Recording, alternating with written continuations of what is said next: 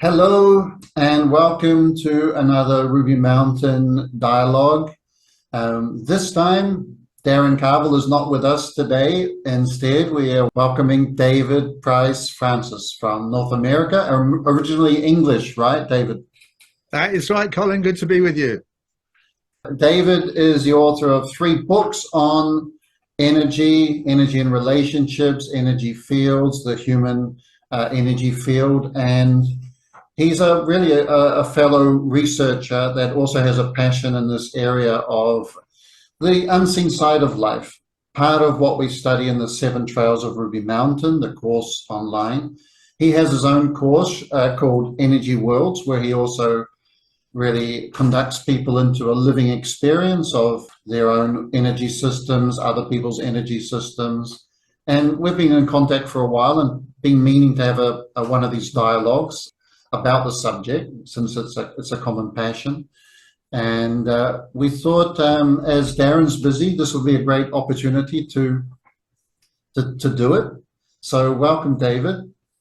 Thank you, Colin. Looking forward to getting into some of this energy sciences with you.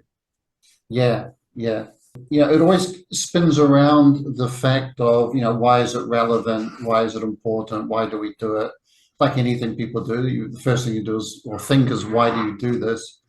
And it seems to be something subtle and not that important necessarily, because as you're working and getting things sorted out at home, this seems to be an extra side of life. But the more you get into it, the more it starts becoming a central feature of your life. Yes, I would say it's fundamental to living. It's why working with the energy worlds, it's why I took the name energyworlds.com for our kind of website and modules and all of that stuff, because it seems to me that the most crucial missing part of education at this time in world history is about energetics. They knew far more about it in the past, and they gave far more credence to it in the past than we give to it today. And we use words to describe invisible properties all the time. Like, we can say to someone, well, bring me a bucket of water, and it's like, yeah, I can do that. You say, bring me a bucket of hope, bring me a bucket of inspiration, bring me a bucket of love. These things are all invisible. They're energies. We live and talk about energies every day. It's a fundamental part of our life. But somehow, because we're like the goldfish, because we're swimming in the water, we often kind of miss it. It's amazing. It is amazing. It's a good analogy to fish. If you've been in the water for some time, you go into the sea, you start kind of getting used to it, and then a cold current runs by you, and you sort of remember that you're in the water, if you see what I mean. I do, it's yeah. the same. It's the same with energy. Like suddenly you go into a place or you meet somebody, and you say, "Oh, I don't like the vibe of that person. I didn't like his energy, or I don't want to go back to that place. It's got a funny vibe." And people talk like this all the time. They use words like the vibe of that place, the energy, the buzz, all these sort of terminologies to refer to this area of life. But we're noticing it because it's distinctly good or distinctly bad. But the fact is we're in it all the time, aren't we? So if we're not aware that we're in it all the time, we can slowly sink down in the quality of the state of our aura, the state of the energies around us without realizing it. Yeah. And every part of our human faculty is working with energy. I saw a scientist really who was talking about how all illness comes down to our energetics not being sufficiently charged. So as I listened to him, it was very interesting. He was talking about how every cell in our body is producing energy, is producing kind of an electrical power or potency, and our immune system rises or falls in its capacity to be resilient according to the energy. I even call that the electro-immune system, like, it's a step beyond the immune system, but it all starts in the energetics. And we say things like, oh, I'm feeling tired, or I need to go to sleep.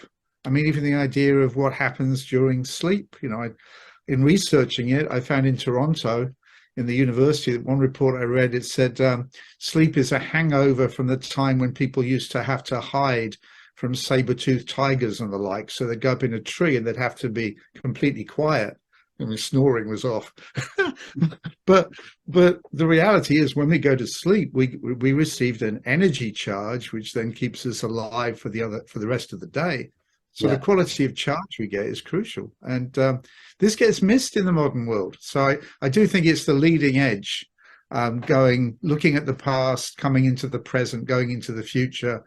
Even the idea of medicine becoming much more energy based.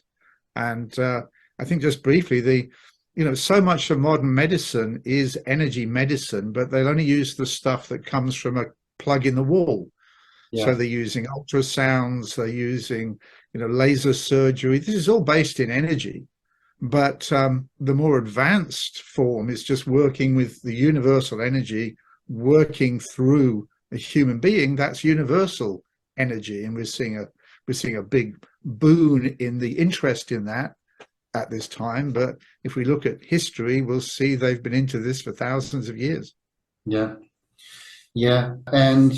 it raises a lot of questions, of course, because a person can live their whole life. We all know people who live their whole life, and it just doesn't seem important. They eat, they sleep, they enjoy some entertainment and do what people do. Other people seem to be very driven into the area. It's quite curious, as though they know that there's a relevance to it. And this is kind of what you and I have been on a journey of, I think, a similar length of time, 30 plus years researching. And because it's something to do with the human, then people in the past have also picked up on it, and in fact sometimes more naturally so, because they had less distractions and less unnatural electrical interference. So for example, when I came to Brazil, a friend brought to my apartment. I was on actually it was a friend's apartment, but it was quite high up. It was like the 15th floor.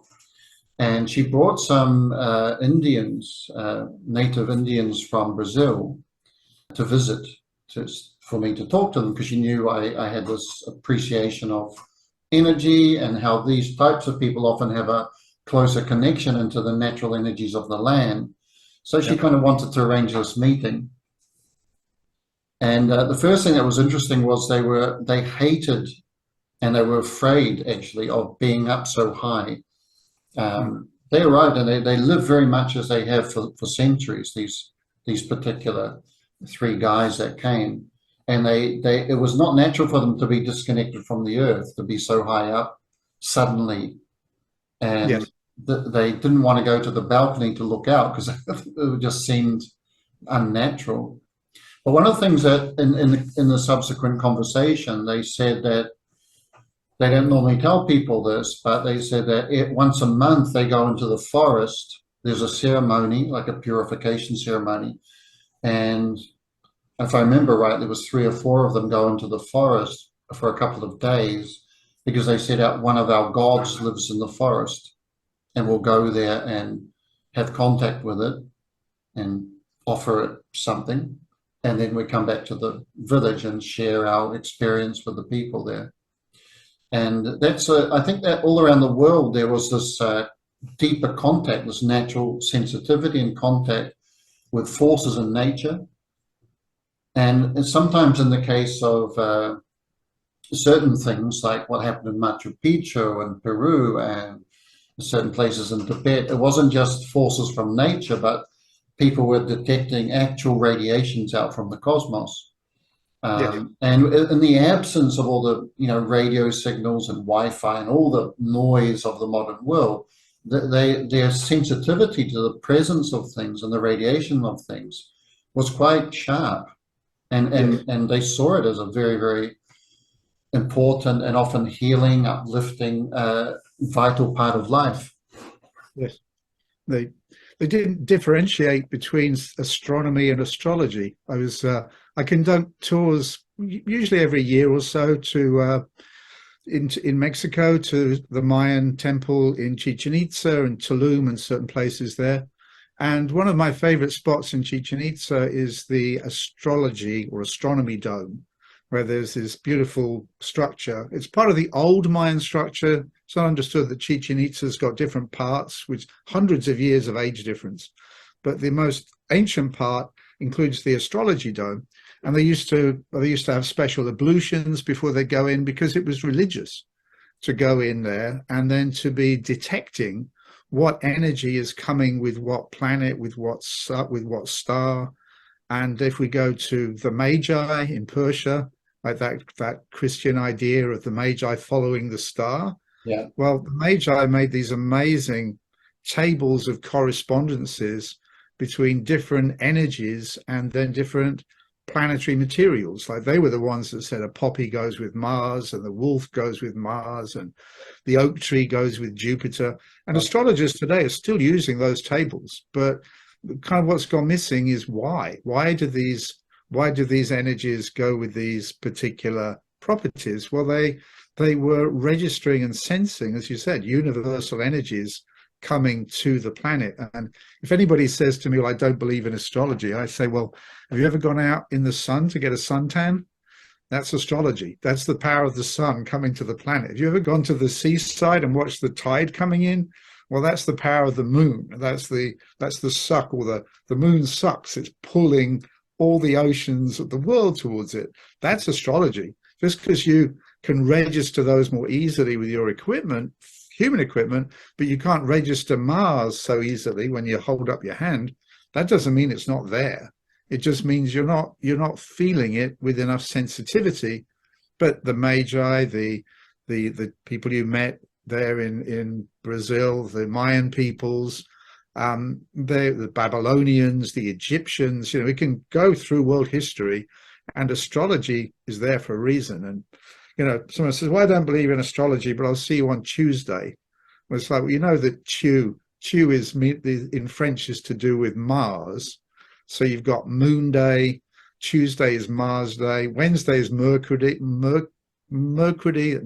Day, Thor's Day, that's the day of Jupiter, Friday is Frigg's Day, that's Venus, and you've got Saturn's Day and Sunday.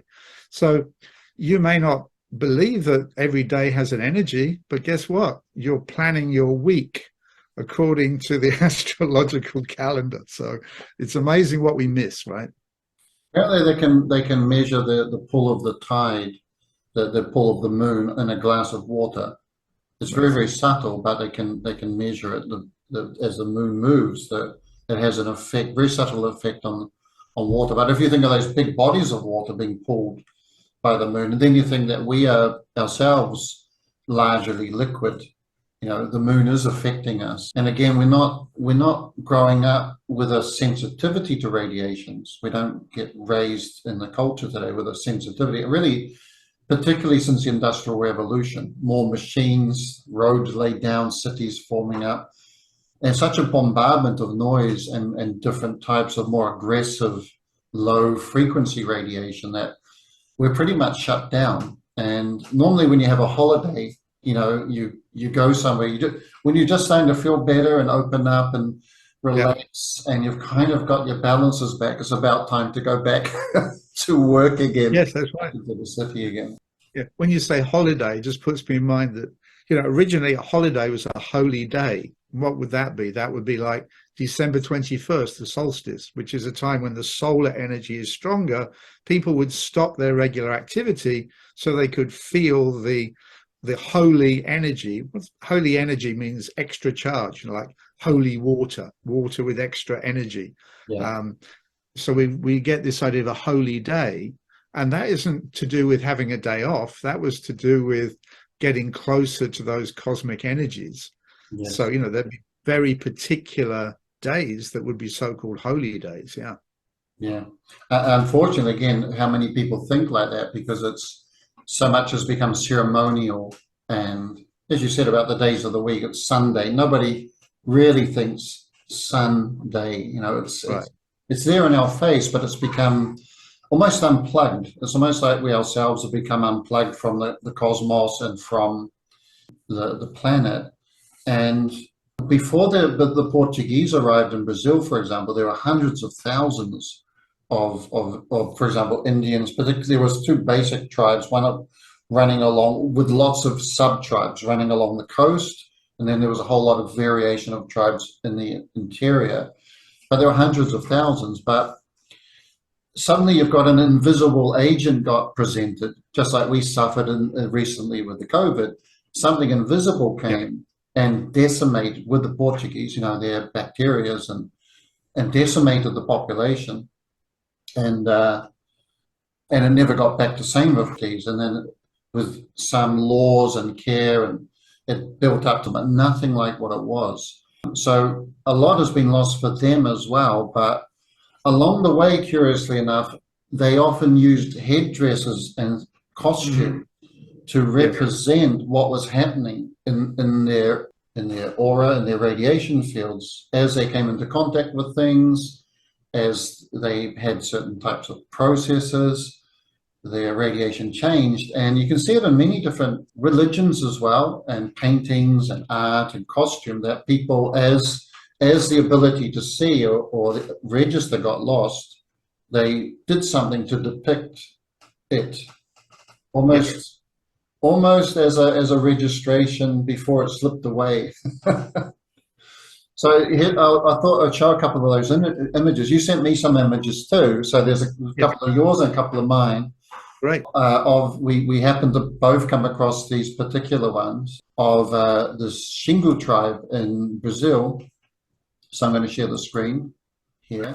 You'll often find in ancient Egypt, as well as tribes like this, where they emphasize is around the neck and around the head. Yes. And so there's a lot of evidence that they could see radiations in Egypt, but they didn't bother to sort of draw the whole aura or design or depict the whole aura. They went straight for the neck, showing different things around the neck and things around the head. It's almost like they knew that from the neck down, we're pretty much evolved. We're pretty much formed up. It's got pretty standard radiations. The heart's got a radiation, liver's got a radiation. But what can vary enormously is our emotional state, which is an energy around the neck, and our mental state, which we know there's a huge flux of difference in the way people think. So these images are amazing because they're showing in their own way. In other areas of the world, they show as a halo, right? Yeah. Well, it's also very interesting to me about the use of feathers and then coloring the feathers, because what used to be seen directly, and this is where I've literally taught like hundreds of classes of showing people how to use their eyes to see into the energy worlds. I know you've done this also. Yes. And that people with the ability to see in a certain way, they start to see traces of color, they start to see what's presented in the energy field, which changes like really about every 7 seconds or so. It changes, and the patterns and the colors change according to what's going on in the person. And when they lost the ability or began to lose the ability to do this, as you said, then feathers would start to be used. Now, the modern science says, oh, this is like modern tattoos. This is people wanting to build an identity by coloring their bodies or putting certain feathers or having certain tattoos. That's the modern understanding, and that's a big resurgence of tattoos in our modern age, is people wanting an identity badge.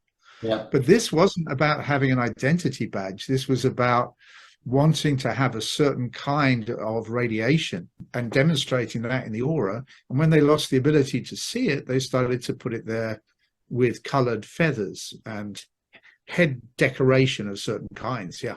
Yeah. They're very interesting too, David. They have these neck dresses with the blue, and also blue armbands. Yes. Armbands you'll see again in Egypt, and yep. Americans would often do this as well. And what I think we've both come to understand about that is it's to do with locking in energy. Like there were different attempts throughout history that if a person accumulated or came into contact with an energy, how to keep that energy in the system, a bit like the skull cap of the Jewish nation. It's not a very practical hat, right? It's not going to keep the sun off. It's not going to keep the rain off. It's not particularly fashionable. But there it is, and it used to be made of silk, which impedes the human energy flux. And the idea was to work as a kind of cap, so that it would help keep energies inside the system rather than pouring out through the hands and through the top of the head, because we lose a lot of heat and energy in those places. And then the next thing they would do, because a lot of energy comes out through the hands, is place hands one over the other, a bit like they did in Japan too. The Japanese also had a similar sort of hat. They would also put their hands like this or together, so it would cause a kind of closed circuit to keep that energy contained rather than leaking it out into wherever they happen to go. Yes. Right. And that's a practical thing we can still do. I would advise this when teaching in New York or London, going on the subway system or the tube in England, which is to put the hands together, clasp the hands together, cross the thumbs, and that would be holding the energy in. So you're not just dispersing it throughout the subway, so you keep some energy in for yourself. Absolutely. Yeah. I was just commenting on the fact of those beautiful colors, and each color would have a specific, it would mean something because a particular color represents a certain energy. So that yellow, as an example, is more to do with solar energy at one level, also emotional. But looking at the previous image and this one together, that blue around the neck area, to me, would also speak of planetary connection. So the blue, the planet, and wanting to lock in that planetary connection, which is so good for well-being and health. It's like we know that our energy systems depend upon universal connections. We don't just make our own energy. We actually gather that energy from external sources. So we gather the energy from the planet, we can gather energy from the sun, we can gather energy from the moon. And this was well understood by ancient peoples. It's demonstrated here in this marvelous image you're showing here. Yeah, and again, so much yellow around the head, which is that solar aspect. Interesting thing about the in the Mayan Aztec tradition, Aztecs came after the Mayans, but the ruler was meant to be carried everywhere. It's an amazing thing. Imagine you're born, and because you're the royalty, your feet are never meant to touch the ground. So you're carried everywhere. And then the question comes, well, why? Why would that be the case? Well, the ruler was meant to be connecting to energies from the sun, and therefore not grounding those energies into the planet. Now, I'm not saying that's advisable at all, but it's just very interesting trying to look at the origins of these different traditions and why they would be the case, why they would happen. And they, a lot of it doesn't mean that particular culture or that time was in all ways perfect. I think this is where we can trip up. And I think it happens quite a lot today when people start looking at somebody famous from the past or somebody who achieved something from the past or a culture of the past. You find out something that they did that was kind of unpleasant or wrong or stupid or whatever, and kind of throw the whole thing out. And I think it's a good way to look at these cultures, especially with this type of research that we're talking about, is understand there's a high end to like a bar. There's a high end to what they may have achieved or touched or understood. There's an ordinary level of how they went about their lives. And quite often there's something kind of unpleasant there somewhere, but not to get put off. It's not an invitation to swallow the whole thing. I don't particularly want to go and live like those Xingu Indians, for example, to have that experience. But at the same time, not to be so arrogant to think that there's things to learn here.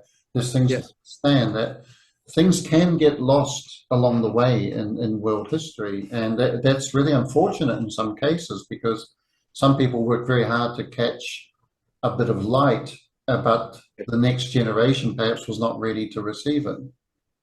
And to look to the origin of things. I have one more image from the Xingu tribe, which I'd like to share. Yes. Which is this one. Yeah. Can you see that? Yeah, it's just come up. Wow. Great. So to me, this represents, like, this is a representation of the full aura, you know, Yeah. the full energy field. And we've got yellow and green, which to me are colors to do with the sort of what I call nature spirits or devas, to do with why people would go into the forest to be with the, not just with the trees, but what's working through the trees. Yes. And we also then have the blue around the throat, and then we have silver, interesting enough, specifically around the cheek area.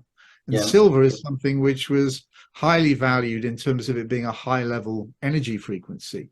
We find this in the Christian tradition, you know, even in the idea of working with the silver cup or a silver chalice. Yes. So what interests me above all is not getting stuck on the names of the particular a tribe or the name of the particular religion, but looking at the patterns. And if there's something I'd recommend to your viewership, it's looking at the different patterns that appear in world religions, in costumes, and thinking that these colors, they represent energies. And Yeah. I mean, just a small personal story. I first encountered this image. Would you believe it's St Pancras Station in London? There's a remaindered book called Lost Tribes of Brazil, and you know, it was like, you're there in the remaindered section. I opened this up and I'm like, oh my Lord, because I was just studying the aura, and it was picture after picture of appreciation of the human energy field, which clearly they had, Yes. and still celebrate. So Yeah. yeah, just amazing, amazing. Yeah, and you've got most of the colors in that image of, you know, what the human works with, the basic five colors that come through the pentagrammic system of the human that we have in our hand as well, this fivefold system. That image has white, red, blue, yellow, and green, and also silver, which is a more potent power that we can connect with. So it's quite amazing that they come to these things. They came to these things from direct experience. It wasn't from Yeah, a book, it wasn't from yeah, a university, it was a living registration. And as you said earlier about astrology, they felt something. They may have come into contact with a certain presence in the forest, and then they felt that green and yellow are the colors of this thing. Maybe they saw it, maybe they felt it. We've got to get some green and yellow feathers together if we want to be in synchronicity and tune to yeah, this particular thing. And so it evolves. And later, on the other side of it, we look, and it's just so easy to think, oh, it's symbolic. Oh, yeah, it's just looks pretty or something. And that was not the origin, as you said, the word origin yes, comes in. There's other things, this area of the emotions as well, other parts of history, other parts of the world, other times in the world. Let me show you this one, see what you think. Look at that, totally different part of the world, totally different timing, sure. but you've got this emphasis again around the neck. And Yes, I don't know if that's ever going to come back in fashion, but quite stunning, really, how they were really, you know, this is Walter Riley, of course, Sir Walter Riley, but the emphasis in the costume, as if to say this, it almost looks like a radiation, as if to yes, say this particular individual has very, very high feelings, sentiments, emotional radiation. And it opens up a lot of questions because it says, I think when people go into the area of seeing the aura, they know that emotions get seen. Person's upset, they're angry, they're bothered. It can be seen as an energy in the aura. Okay, those are yes, unpleasant, more unpleasant things which we'd love to clear out.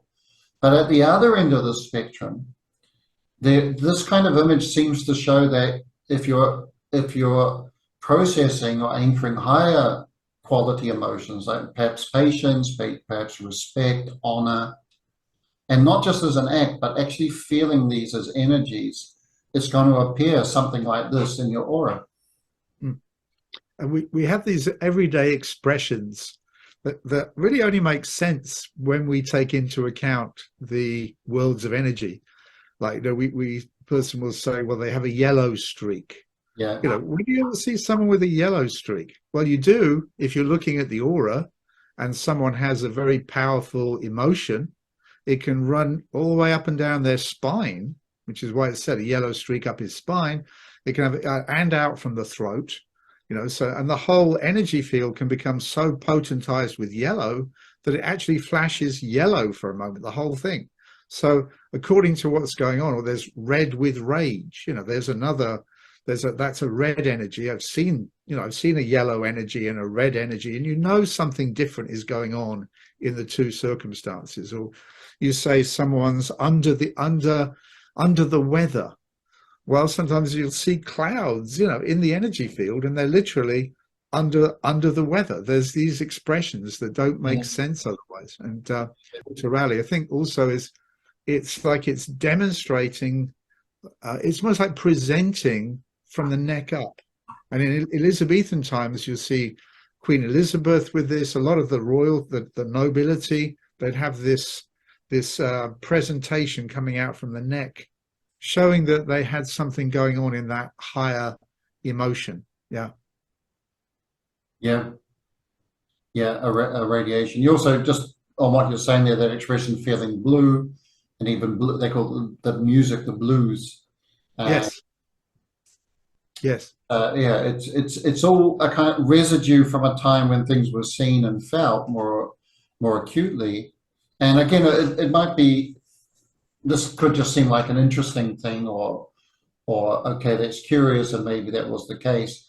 But if they knew something about the energy worlds, there might be something we need to know for our own health as one thing, but also as a natural development, because the idea of personal development shouldn't just be to do with being a nicer person and a better person. Those are good things.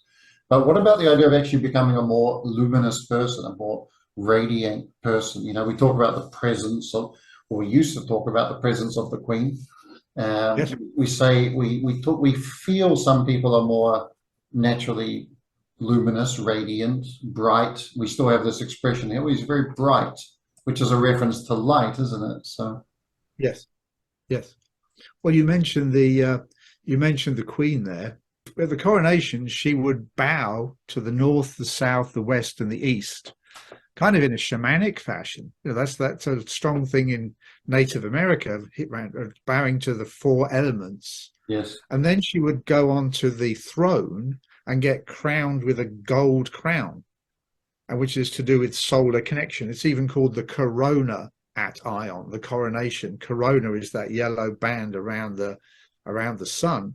So you have this idea of a solar being on the planet, which used to be called an avatar. If you hear special words like avatar, it meant somebody on the planet, but they're illuminated in a special way with the spiritual power of the sun, which we'll find very strongly in Egyptian tradition, and of course in Christianity. To do with the power from heaven coming to earth.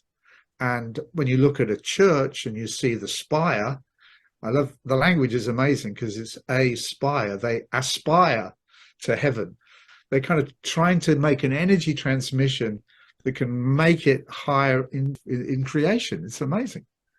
Yeah, it's easy to forget, that our sun is a small star. It's our local agent of the star system. So when you see all those beautiful stars in the sky, luminous compared to the planet. Now, if the planet is not being lit up by the sun, it's basically dark. It goes into a darkness. You can see from the satellites and space station and so on.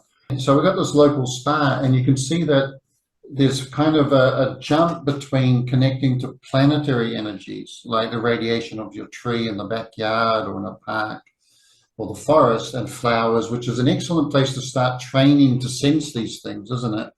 To start opening up to energy again, because one of the reasons we've become insensitive is because the energies around us are often quite toxic in a city. But if you've got a backyard or have a little time in a park or forest, you can start to tune into and sensitize your hands to sense radiations of trees, flowers, even plants like this. So the point where the plant finishes, the leaf finishes, there's often a radiation continuing out from that you can use your hands to sense. But what I was going to say was it seems to be a jump that you can see all through religions and world history and royalty, that we're plugging into energy beyond planetary energy. We're plugging into some element to do with the sun, which is obviously not just the thermal heat and light that everybody gets, but some sort of internal other frequency elevated power. It's still being a star and connected into the starry realms. Because the Egyptians had their initiation where you would die to the mother and be born in the light of the father, or be born to the father. They would have a 3-day ceremony of death where you would lie down in a sarcophagi and be reborn into the sun's connected sun state. And that was all to do with the head, right? The emotions and the head. Because it's almost like the planetary energies flow naturally through from the neck down. The workings of the heart by anagram Earth, right? And the different organs all run on planetary energies, but it's not guaranteed. It obviously took some effort and discipline, and the option was to plug your mind and a different type of emotion into the starry realm, starting with the local sun. Yes, and we go there with the idea that the head would include the entire spinal system. Right. So we got the spine going up into the head, which is where, you know, in the modern, well, from the Eastern study of the chakras, is corresponding with the spinal part of the brain. Because when looking at our actual biological construction, it's fascinating. You know, if you scratch yourself, skin cells drop off. Well, skin cells last literally 28 days, which is exactly the cycle of the moon. So if something's skin deep, it doesn't get beyond the level of the moon. Right. And then we get organized, you know, literally with our planetary system from the neck to the hips is what the alchemists would put there. So that was our planetary system. Moon they put below the hips. But that's what our organs are. But then the brain and the spine, so the entire spinal brain system, this lasts a lifetime. So our organ system, that's where we get the idea of a 7-year cycle. There's certain parts of our organism that do get replaced, but on a longer cycle than our skin. Yes. So we kind of built, even physically, which corresponds with energetically, moon, planet, sun. And then look at people wearing things like tiaras. You know, the royal tiara was actually higher than a crown. It's little stars. Yes. I've got one image here that I think is good to share at this point. Let me just put this up here. And this is actually from Buddhism, but why not to jump around a little? Because in here, what we can see is the full energy field, right? We've got the full aura, like you were saying, just like on the Zungu tribe. Then we've got a special energy from shoulders to above the head. So that's a special area around here, which we see in so many world religions. Yep. Then we get even closer gold halo-like effect and a special ball on top of the head. Yeah. Then we've got the equivalent of the halo in gold. Then we've got a presence around that. But look at this, there's an arrow pointing upwards into the cosmos. Yeah. And it's demonstrating that this person is anchoring illuminated special energy. And then around the person, you've got winged figures, which is to do with being attended by the host or by the angels, by higher energies. And we see this happens to be from the Buddhist tradition. But if we take the names out and we say this was one part of the planet, but then we go and get some, say, Christian imagery, we find similar patterns. Our Lady of Guadalupe, she has this amazing energy field all around her in a similar fashion. She's standing on a crescent moon, and her cloak is covered in stars, representing star connection. And so she's revered throughout North and South America, particularly. Yeah. And she represents moon, planet, suns, or we can go to different religious traditions, and we find similar patterns. So It's I interesting. recommend looking at the patterns, not necessarily saying, well, which religion does this belong Yeah. to? It belongs to an evolving human. That's what it belongs to. It's interesting, isn't it, this image that you got like two people on either side, or two figures on either side. And again, they got a halo that's very silvery looking. Yes. But it's like they're not the main feature. This person's plugged into some sort of force. And it's funny because we plug in all the time, don't we? We've got our cell phone today, we plug it in the wall, and it's like standard energy for electrical equipment. But the idea that the human also plugs into things, and you can plug into the energy of the planet, you can plug into the energy of the moon, you can plug in with some effort, with some discipline, you can plug into energy from the sun, from the stars. It's just not as easy, it's not as at hand as the moon Yes. and planet energies. But there they are. These people next seem to be in the wash or in the presence of this person's plug-in. So they're plugging into the Buddha's energy. In Christianity, you get the disciples plugging into Jesus's energy. Yeah, I mean, the Hindu tradition, they're plugging into a particular guru's energy. yeah. And the idea being, I think, that they then learn how to do it for themselves, That's not to become fixated on the person, but I think, a primary message from these savior figures would be learn how to do it for yourself. oh yeah, as you say, if you take away the name, the time, you're looking at a human doing something.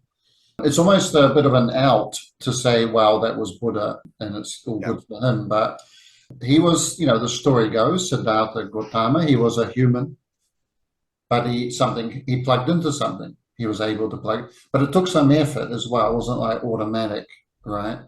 And in some ways, he had to negate the more easily available energies to make an effort to plug into this other force, which explains a lot about monasteries and temples, because these are people trying to cut away from the ordinary available energies and access something else. Sharing some more images, I've got some images of the this formation above the head that turns up through history too, starting right back with Egypt. You get this form above the head, and we may have mentioned it before in Ruby Mountain, but Darren, who's done so much of this work with me here, he interviewed one of the top researchers of Egypt, man's now passed away, John Anthony West, who went heavily into the Shwala work about the more esoteric side of Egypt. And he asked him, what do you think about the fact that they never found a physical hat in the tombs? Because all through Egypt, you see in the statues and in the art, you see this hat. And he said, we don't know. We don't know why. We have to conclude it's symbolic. But going back to our line of research and study, if people were able to see auras and sensitive to them, they forgot all about the rest of the aura, and they depicted this particular part of the aura above the head, which if you start practicing seeing auras, it's one of the first things that's not that difficult to see, which is a kind of conical shape above the head. And so they depicted what they were seeing, just like we might see a tree or a desk or or a Yes. door. They were seeing it and depicting it. But the other thing is they saw it as very important because they left out so many other elements of the aura and said, look, this is what's going on with this individual.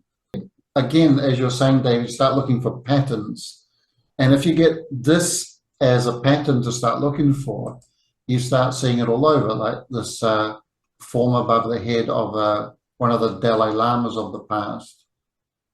There's a Pope with silver we talked about as being a special energy with that formation above the head. And a curiosity came up in the call already today that silk stops energy from running out of the human system, or at least limits it or reduces it, the loss. And they used to wear these silk gloves to stop energy flowing out and being dispersed. And again, putting the hands together to facilitate that anchoring process. But isn't that an amazing hat? I mean, Yeah. what a uniform for your job, Here's your hat, here's your gloves. Yeah.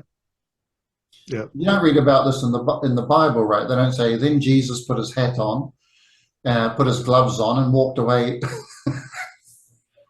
to do something else. There's no description of clothing at all, as far as I'm aware. Except to keep it simple, just have a pair of sandals and a robe, and yeah, and go and teach. Yeah, Dalai Lama. that's an amazing picture. Oh, something about this picture, which I've wondered about for years. When you look at our human design, you know, we're so much a number five. I look at us and I think we're walking, talking, speaking, thinking number five. So you meet someone, you go, give me five.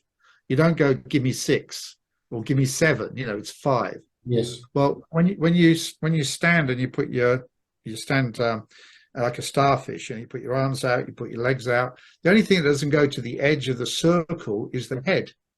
So when you add these hats, it actually completes the five-pointed star of the human, because we're blunty on the top of our head.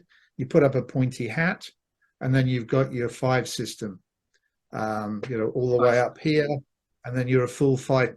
You're a full starfish. You know, you're all five. Yeah, Yeah, that's a nice one. But you do get it. You get this conical hat or cone shape all around the world. So I think there's different reasons. I think sometimes it's to condition the mental energies. You know, they used to have this dunce hat, didn't they, of that's right. the child that was dispersed in the classroom. And again, Yeah, interpreted wrong later, it yeah, could seem to be mocking the child. But from this standpoint, if his energies and dispersion is all over the place, you put a hat on like that, and they often used to sit them in the corner too to focus the eyes. It would concentrate your energies, concentrate your focus, and get your mind back into yeah, focus as well. yeah. And we still have the expression "put on your thinking cap." It's You true. know, you ever seen a thinking cap? I think it might be one of those silk hats to keep the energy in the brain, so it makes you think a bit smarter because the energy stays longer. Because we all know now that our brain is an electrical engine. You know, it runs on electricity. Yes. So the more electricity of the right kind, universal energy, don't go sticking your fingers in the socket. You know, I tried that when I was 3. I never did it again. So you put on your thinking cap, and it keeps the energy present for a little bit longer. You The said, best thing is to try it. It works. yeah. What about you said you had an image to do with that. Oh yeah, yeah. This is actually, so this one is to do with the halo. Right. So the idea that something appears around the head. I mean, this one is a very curious one. This, because it's in blue. It's usually in yellow, and then it's got these two white formations at the side. But when did you ever see a person like a disciple? Oh, there's a disciple because they've got a coat hanger stuck in the back of their neck, and they've got this pretend, you know, piece of tinsel around their head. No, these things were energetic, caused by higher activations in our brain. And if you want to cause higher activation in your brain, well, as our brain is energetic, you get higher energies in there, and it starts to activate things that are not yet active. And then that produces very unique and special patterns in the energy field, which is shown, like we saw it with Buddha. We can see it here with Jesus. We see it in Our Lady of Guadalupe. And even the way then you see how the hands are held, that's not just a regular posture. You know, it's like a particular way of even holding the hands. And I recommend this, I know you do too, when going into a place like a museum, don't just look at the statues, but put your bag down and try standing in the same posture. I recall doing one in China. They got this. I'll just stop showing a moment. They've got this posture of having the right hand like this, and then the left hand under the elbow, and then they're standing like this, and then they're walking. So you know, you get 20 people. Say, put your bags down. Let's have a little walk like this. And they show one walking like this, and the other walking like this, and it changes the mental state. It's like you may look at it and go, "Oh, well, that's interesting," but then you actually try it. And Yeah. you find, oh, I'm feeling different. Yeah. I've never actually walked around like that before. and now it's causing different things mentally. So it's great to try these things. That's so fascinating. We were thinking of dividing the talk into, past, present, and future, but it's difficult because everything sort of runs in both directions. But Yes. that, it's like museums have things that were done and registered in the past, like these images. Great to study, great to, in a museum, to experiment with the postures. And also, places, if you have an opportunity to go to somewhere that's got a history, a church or a cathedral that's particularly old, or a temple. These places also have an aura, different to a human aura. They often are kind of like a residual aura of what happened there, whereas a human aura is a continuing dynamic mix of influences. You can go to these older places and the energy field can be quite strong because specific events happened there over maybe a few centuries. And it's always interesting to detect at what point you feel the presence of this place. Often you can be approaching and suddenly you'll feel that there's a kind of bubble that you're walking through. And I've done this with people before, taking tours in Peru and so forth. You go back out of the bubble and you can notice that, it's not here. But if I walk for a meter in that direction, I suddenly go into the presence of some other thing. It's a very fascinating thing. And of course, that can then be taken through to the present and use the same sensitivity. The hands are very sensitive, very good registrars of energy in this sense. With trees, with plants and flowers, as we talked about before. And you can do it with a friend if they're open to it. You can try to approach them slowly and see if you can feel the bubble of the aura around them. It's amazing when you start registering it, and the sensitivity at first vague and subtle starts becoming more and more distinct. Yes.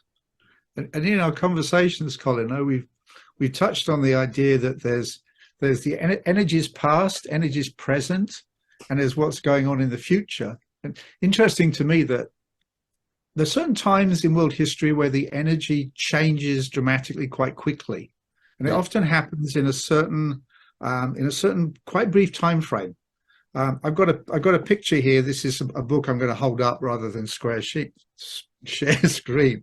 But this is kind of the root character. This is the Yellow Emperor of China. And you can see even he's got this yellow glow around his head in this picture. And his hands are very interesting because the hands are a certain posture. He's holding his left hand up like this and his right hand is going like this. And I've seen that also, say, in Assyria. You'll see a posture where someone's, it's a masculine figure holding a bucket in the left hand and a pine cone in the right. Almost like they're saying, look, for the masculine, you receive energy with your left hand, you fire or send energy with your right hand. It's different. The polarities are different. Now, what's particularly interesting to me about this Yellow Emperor was that all of the science of acupuncture, Tai Chi, Qigong, Kung Fu or King Fi, all of this comes out of a brief period which was known as the court of the Yellow Emperor about 3,000 years ago. They still celebrate every 11 years in a particular place in China, location. They celebrate his life by releasing a yellow dragon kite into the sky every 11 years. Wow. It's meant to celebrate him being taken up to heaven. Wow. Yeah. So, when people are doing their Tai Chi work, I mean, it's amazing. 40 years ago, if I said Tai Chi to someone, they'd look at me like, what are you talking about? Qigong was completely unheard of.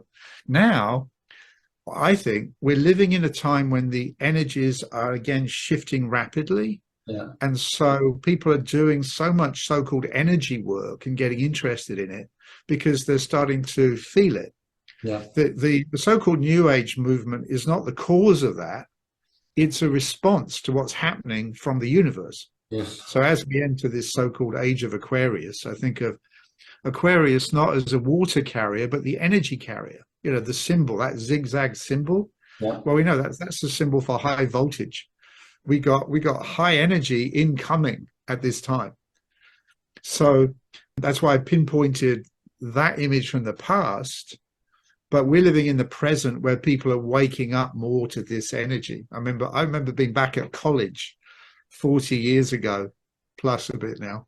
and telling people I could start to see colors in the energy field. It could start showing blue.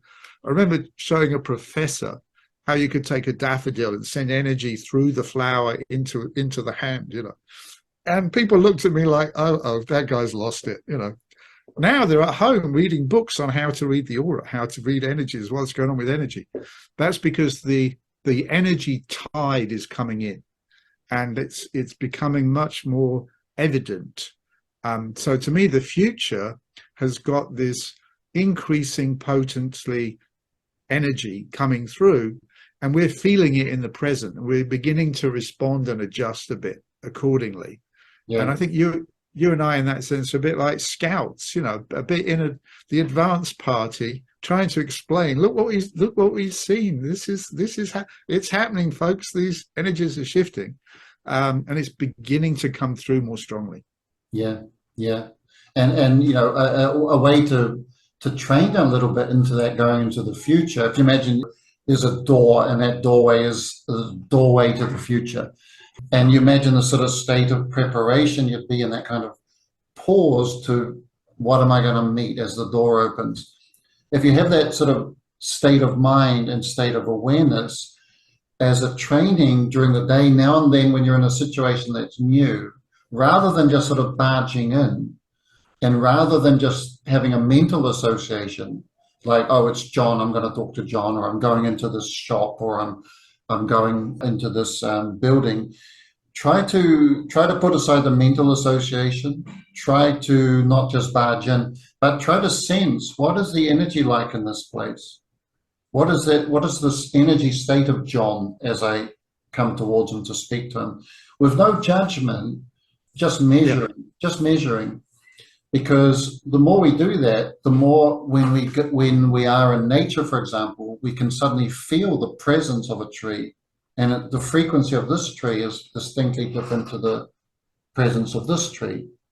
But then that is the good training for the future, because the future is going to start, the energies coming into the planet that are to do with our future are going to make tomorrow feel different. They're going to make a certain, maybe at 6 o'clock in the afternoon, there's a certain planetary alignment, star alignment, and the atmosphere changes, and you walk into your own bedroom and you think, there's something going on here. It feels like there's some sort of strange energy in my room. And it's all very good training to start integrating this sort of plasmatic reality that is around us, but you know, we get shut down to as we turn our mind to politics and news and all these events. But you know, the thing is, life is not going to wait for all those things to get sorted out. Evidence is, it just runs on and on and on and on anyway. So we have to kind of maybe monitor those things, but we've got to get on with our development, right? I think a crucial reason why would a person even think about or take into account or try to take into account the energy fields around things with regard to, say, the human future. And what I've come to, I think the best way I've come to explaining it or thinking about it currently is that in the world of design, they'll talk about form follows function. You get the function of something, and then the form is created to match that function. Right. What isn't so much understood is that our form and the form of organic life on the planet follows field. That is, when the energy field changes, the form changes subtly, but it changes. They used to call this morphology. When you say you morph into something, it's to do with shape shifting into a different form.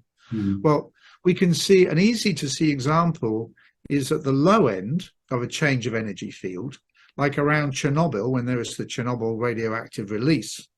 In that area, there's all kinds of giantism and deformity in the realms of form. So what we see there is the level of the energy field became toxified and you could say dropped. It degenerated, and then the form had to change to match it. It became more degenerate.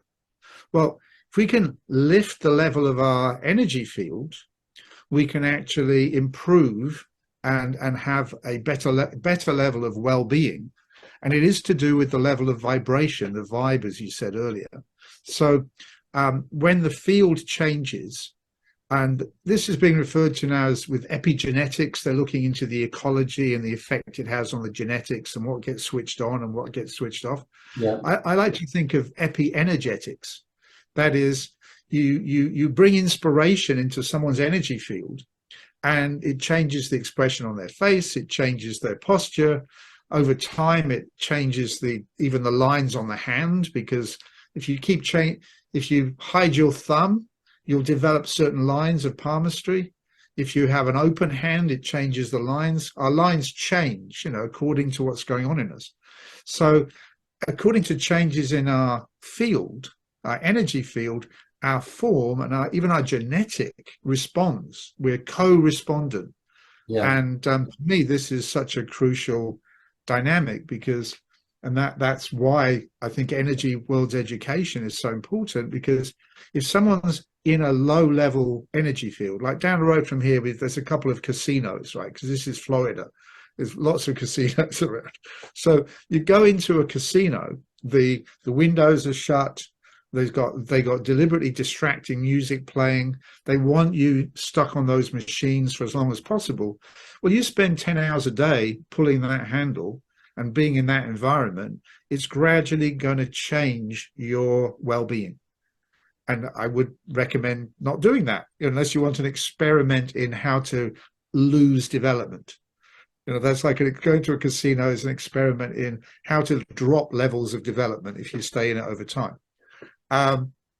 People will go to, let's say, Niagara Falls because you've got this beautiful waterfall and you've got what are called negative ions, which is like a blue energy, which is healing and well-being. Not by chance. People go there for honeymoons, to get to improve their feeling of well-being.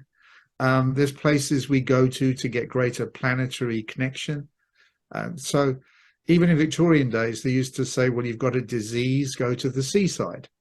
Well, curiosity, you take the word disease, you change the letters around, it says seaside.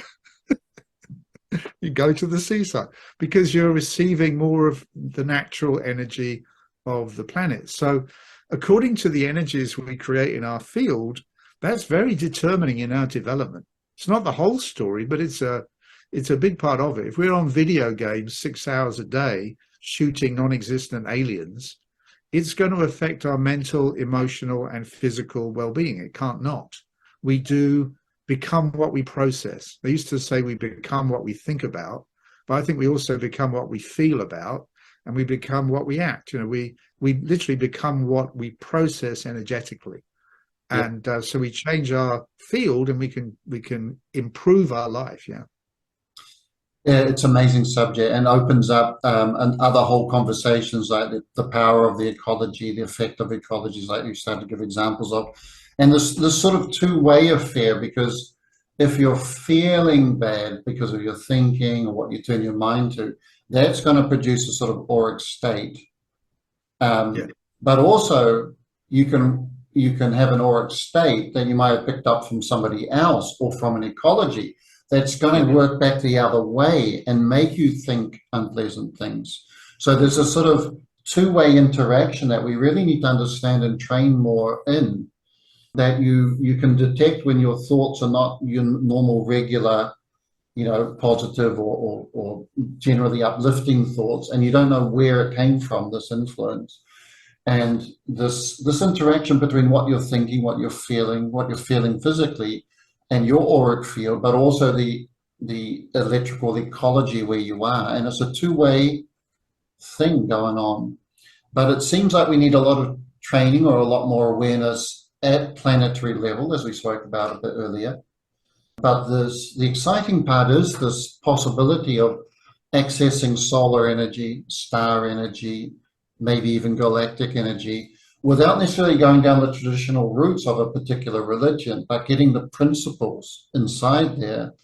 So you can almost bypass the complexity of piles of religious scripture and get to the important stuff as quickly as possible, with the right sentiments, with the right disciplines, of course, but not going down all the side tracks of, huge works of literature, and trying to get to the organic, actual reality of these types of connections. That is amazing that that's possible, and it's the sun is there, the stars are there. It's like the chances while we're alive, we're still breathing. The doors are open to have these experiences. Yes, we're designed to develop.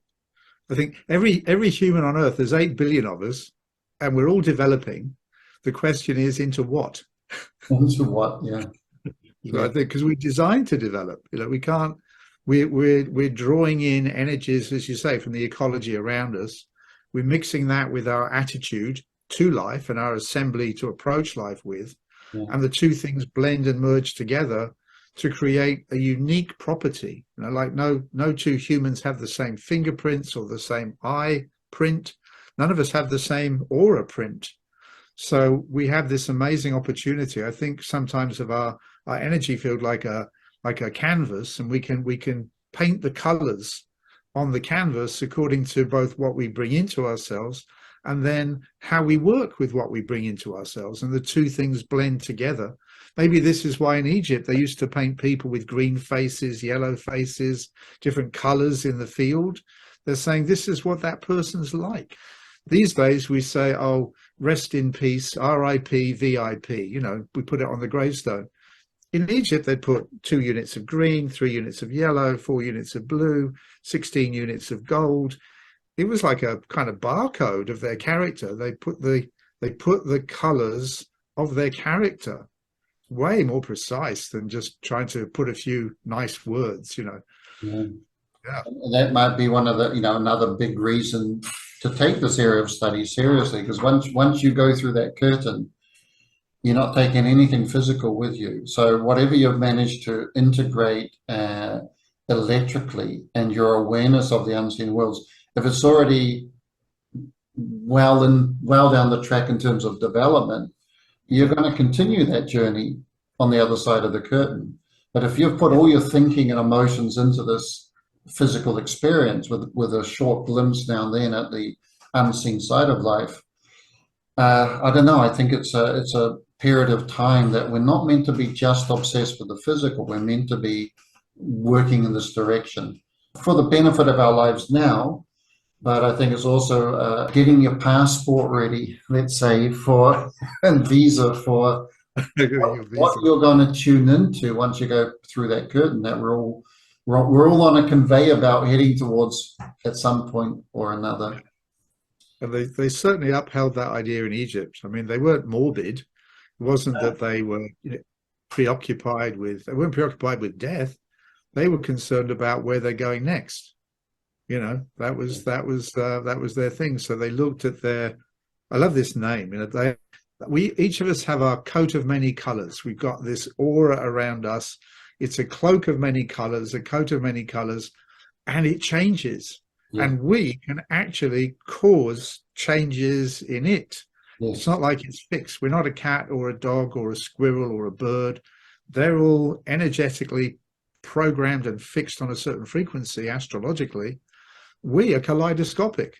So we can go up, we can go down, we can stay middly, we can be happy one day, we can be sad, and it all reflects in our coat of many colors.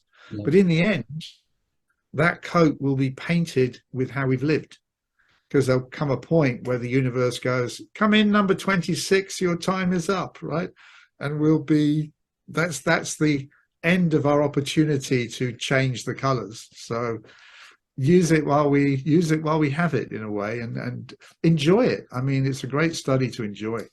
It's also good to know that there's there's a reason for life beyond just accumulating material goods. Okay, everybody wants a more comfortable life, more security, but then what? You can help others do the same thing, but people know there's some sort of unseen side to life. There's a deeper purpose. There are forces out there that we sometimes brush up against, and we know there's something to do with the human purpose and human possibility. So it's great to kind of go straight into this area with this type of clarity that we've been talking about. I think there's a clarity in the approach, and of course, so much we didn't get to, but we'll have to sit on the shelf for the next time. David, thank you so much. Thank you, Colin. Feels like we scratched the surface of about Yeah. 100 different things, but that's the best way to do it. Yep, that's what we can best get to today, and be in and around this dynamic of the amazing human and universal energy field. Absolutely.